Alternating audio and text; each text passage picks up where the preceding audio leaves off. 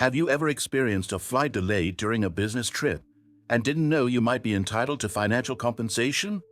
Many people had no idea that flight delays of over 3 hours can qualify them for compensation under European law. In this video, I'll guide you step by step on how to claim compensation for your delayed flight, especially if it disrupted your important business trip. It can feel overwhelming when you don't know where to start or what your rights are as a passenger, but the process is simpler than you think. First, it's important to understand the basics. Under EU Regulation 261/2004, passengers flying within or departing from the EU are entitled to compensation if their flight was delayed for more than 3 hours, cancelled, or overbooked. And yes, this applies to your business trips too.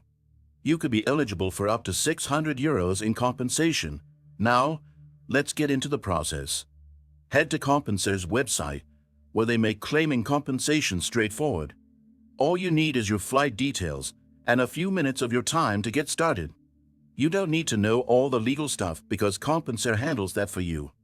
They check your eligibility and do all the hard work, ensuring you get what you deserve from the airline. Simply follow the link in the description below to begin your claim. When you're on the Compensair platform, just enter your flight details, your airline, flight number, and the date of travel.